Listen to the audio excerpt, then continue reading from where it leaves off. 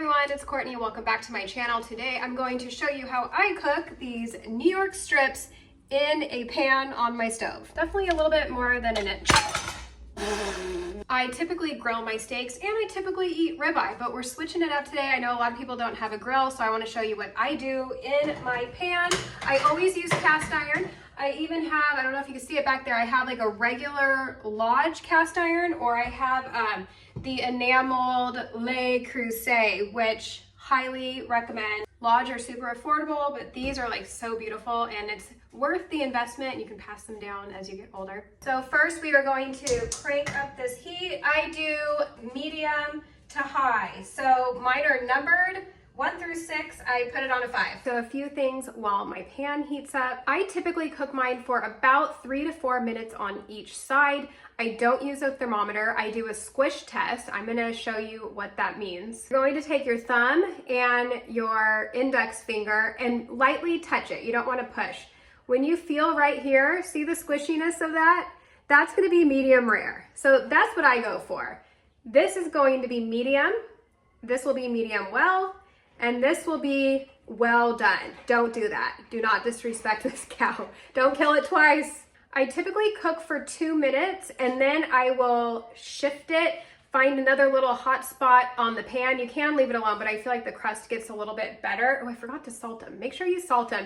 Pat them dry very, very well. You don't want any of that moisture. It's just gonna steam the meat. Now, of course, the cooking time is going to depend on the thickness of your steak. That's why I like the squish test. Lots of salt.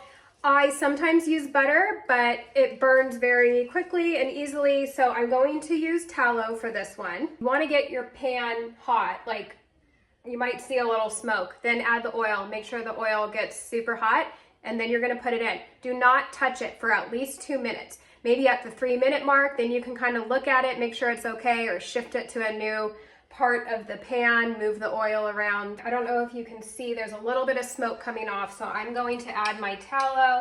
It's hot here. That was a lot. You want that oil to get nice and hot so you can get a nice sear, a nice crust. And then after I flip it, maybe I'll add some butter towards the end. The oil will, excuse me, it's not oil, the tallow will help the butter from getting burnt. All right, oil is super hot. Here we go. And I like to press it down, make sure it's all sticking on the pan. I'm gonna bring you a little closer. Do not look too closely at my stove. I didn't really clean it. We're all friends here, right? All right, so that's been about 2 minutes. So I'm gonna lift it, move the oil around a little bit so you can see there ends up being like a little dry spot. So I'll just scoot it over and do another minute on there. Now we're gonna cook the other side.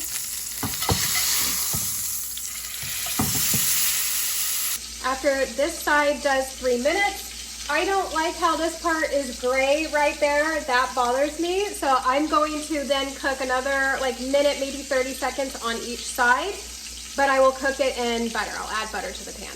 All right, so that was 3 minutes on this side. Looks so beautiful. Gonna add a little butter to the pan and just do like maybe 30 seconds just to add some butter yumminess to it. So just moving it around in the butter, 30 seconds or so on each side. I'm going to show you the squishiness, so if you can see how much that goes in. That's probably going to be more of like a medium rare / rare. So you can always turn down the heat to cook it a little bit longer without getting this too like crispy on the outside. Or you can always pop it in your oven. I usually would do 400 degrees for, just like a minute or two if you want it cooked a little bit longer. But this is gonna be perfect for me. Here she is. The hardest part about cooking a steak is taking the time to let it rest. I also have a short video on how I cook a filet because I do the same technique, but I finish it in the oven because it's thick. So if your steaks are really thick, if you don't want it like so crusty or whatever, you may want to finish it in the oven. So I will share the link for that so you can see, get an idea of like the thickness of the filet, how long I put it in for, at what temp. The moment of truth. Boom. All right, so this one is definitely more, like I said, on the medium rare side, which I love it this way. I don't have a ruler, but I would say mine is probably like 1.5 inches, definitely a little bit more than 1 inch. Oh my gosh, the disaster that just happened. This damn handle broke off. We're gonna do, I'm dripping, a little taste test. Delicious. Let me know in the comments if this was helpful for you. Give it a thumbs up, subscribe, and let me know how you cook your steak. How do you like it cooked? Medium rare? Hope you enjoyed this, and I'll see you next time.